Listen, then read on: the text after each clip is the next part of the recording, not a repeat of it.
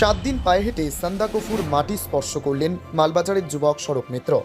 12 জানুয়ারি মালবাজার থেকে পায়ে হেঁটে সান্দাকফু শৃঙ্গ জয়ের লক্ষ্যে ছুটেছিলেন সড়ক। পাহাড়ি দুর্গম পথ একাই পায়ে হেঁটে আজ সকাল 11টা নাগাদ সান্দাকফুর মাটি স্পর্শ করলেন তিনি। ছুলেন প্রায় 12,000 ফুট উচ্চতা। মালবাজার থেকে যাত্রা শুরু করে ওদলাবাড়ি, সেবক, ঘুম, মানভঞ্জন, কালাপুকুরি পেরিয়ে সান্দাকফু পৌঁছান তিনি। এরপর ফালুট হয়ে মালবাজার ফিরবেন সড়ক।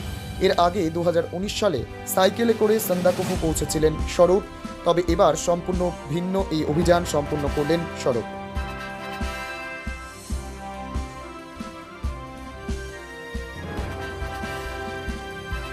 তো আমি এখন পৌঁছে গেছি সান্দাকফুতে। আমাদের যেটা মিশন ছিল 12 তারিখ থেকে পায়ে হেঁটে সান্দাকফুতে আসা। এর আগেও সাইকেলে এসেছিলাম এভাবে, কিন্তু সেটা সাইকেল ছিল। এই যাত্রাটা হলো হচ্ছে টোটালটাই পায়ে হেঁটে ছিল। আজকে নিয়ে 7 নম্বর দিন, এবং এরপরে আমরা ফালুট চলে যাব, তারপরে চলে যাব হচ্ছে গোরখে, এবং তারপরে আমরা রামবাম হয়ে ব্যাক করে যাব মালবাজারের দিকে। তো এই যাত্রাটার অ্যাকচুয়ালি উদ্দেশ্য কেন এইভাবে পায়ে হেঁটে আসলাম, কারণ কি পায়ে হেঁটে এসে না আমার বিভিন্ন গ্রাম, বিভিন্ন এরিয়ায় সবাই কোশ্চেন করছে আপনি কোথা থেকে যাচ্ছেন। আমার পিঠে ব্যাগ দেখছে, ব্যাগের মধ্যে পোস্টার দেখছে। তো সেখানে দাঁড়াচ্ছি, সেখানে দাঁড়িয়ে তাকে বলে দিচ্ছি যে অ্যাডভেঞ্চার স্পোর্টসকে কীভাবে প্রমোশন করতে হবে।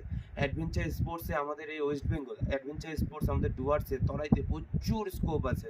শুধু সান্দাকফুতে নেই, আমাদের মানে অল ওভার আমাদের এই পশ্চিমবঙ্গে রয়েছে। সেই অ্যাডভেঞ্চার স্পোর্টসটাকে তুলে ধরা এবং স্পোর্টসের উপরে এখানে স্কোপ আছে, সেগুলা তাদেরকে বিস্তারিতভাবে তাদের সাথে আলোচনা করা।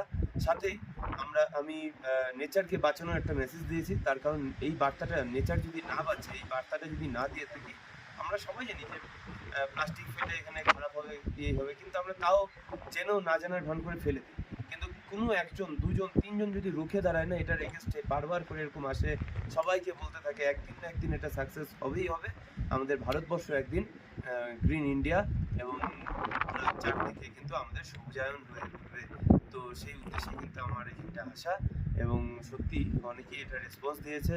আমরা যেখানে যেখানে ছিলাম সেখানেও এটা রেসপন্স হয়েছে, এবং স্পেশালি থ্যাঙ্কস এই ম্যাডামজি এবং আমাদের মাস্টারমশাইকে, যে আমাকে সাপোর্ট দিয়েছে ঘুম থেকে, যার জন্য আমার এই যাত্রাটা আরও অনেকটা ইজি হয়েছে।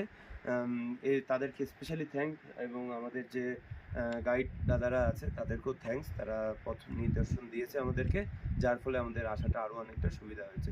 ধন্যবাদ। আমি স্বরূপ, এবং আমাদের যে সংস্থা আছে যেটার থেকে এটা হয়েছে তার নাম মালবাজার মাউন্টেন ট্রেকার্স ফাউন্ডেশন। নমস্কার।